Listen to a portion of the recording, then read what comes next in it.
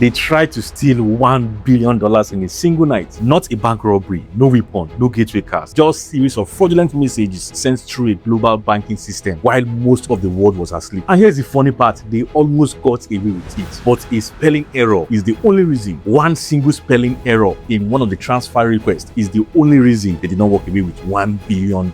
They still took away $81 million. The FBI has been hunting the man at the center of this for years. They cannot find him. Nobody can. Where is he hiding? Nobody knows. This is the story of Jin Hyok and the Lazarus Group, a state-backed hacking operation linked to North Korean government, responsible for some of the most audacious cyber attacks in history. We are talking about Sony Pictures, the Bangladesh bank, a ransomware attack that hit over 150 countries in a single day. By the end of this video, you will understand exactly how each of these attacks was carried out step by step and why the man believed to be behind all of it remains completely out of reach, nowhere to be found.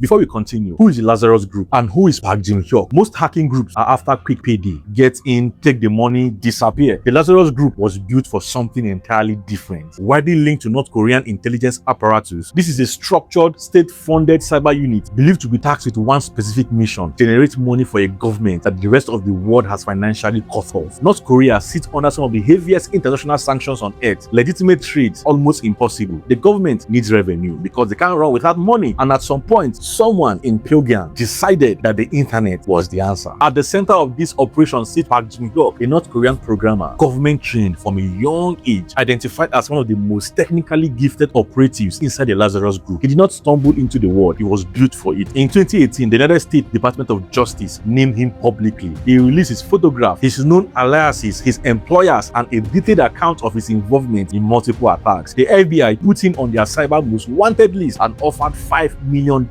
for information on his whereabouts. That was years ago. The reward has never been claimed and the attacks never stopped.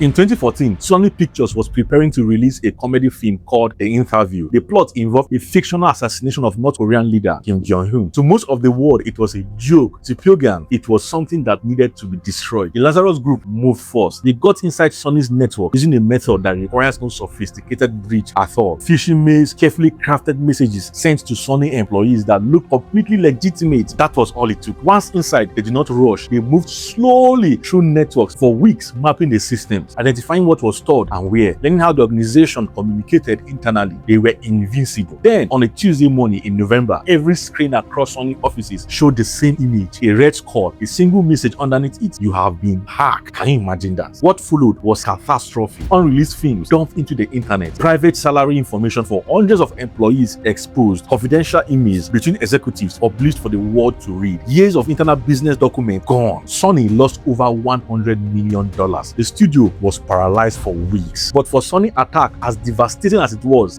never the main event. It was a rehearsal. The Lazarus Group was already planning something far larger, something that would target not a studio but the global financial system itself. Hence come the Bank of Bangladesh.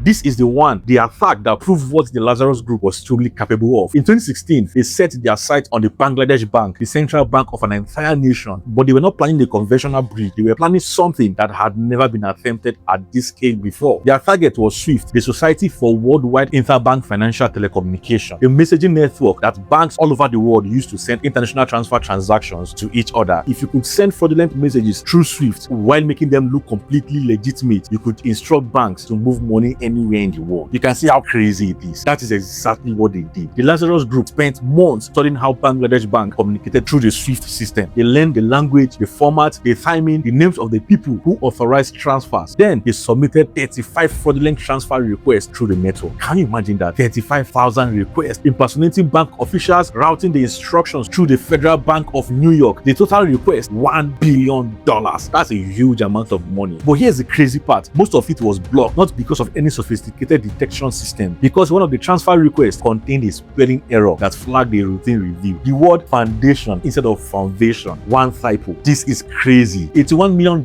had been cleared before anyone caught it. It landed in an account in the Philippines, was converted into cash at casinos, and vanished. No trace. $1 billion heist became an $81 million heist because of a spelling mistake. And to this day, most of that money has never been recovered. Crazy stuff's happening everywhere.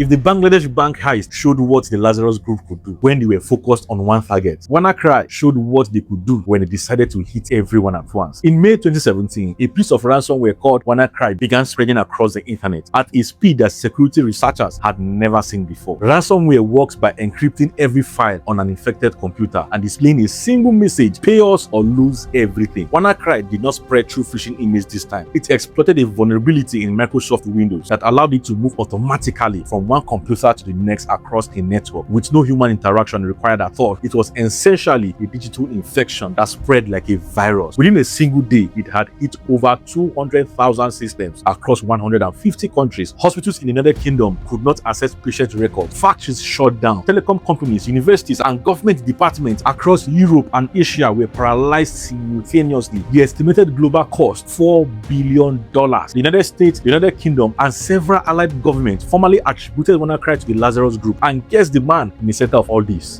Jin Hyok. And still, nobody could touch him because the place he was operating from made him completely untouchable.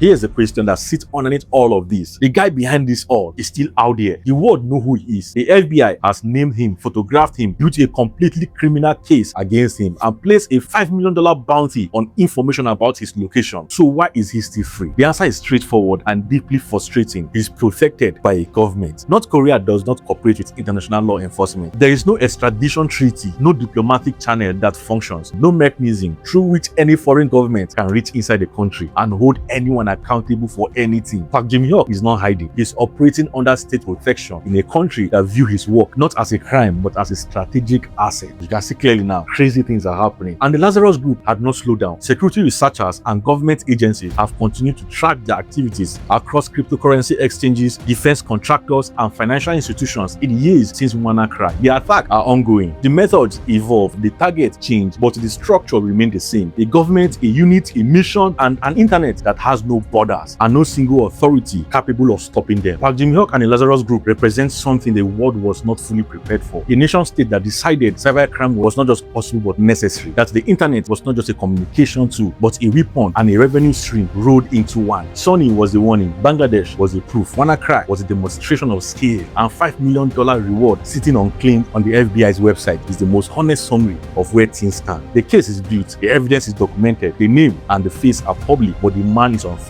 protected by geography and politics in ways that no legal system has yet figured out how to overcome. And the group he belongs to is still working till date. If this is the first time you're hearing the full story behind these attacks, that is exactly why this channel exists. The headlines never give you the full picture, but on this channel, we give you everything. Drop a comment below which part of this genuinely shocked you. The spelling error, WannaCry, the $5 million bounty. Tell me. I read every single comment on this channel, and guess what? I will reply you. And if you want to go deeper, the next video is about Lazarus Group. I'll pin it in the description immediately the video is out. See you in the next one. I remain Joshua Bejo. Bye for now.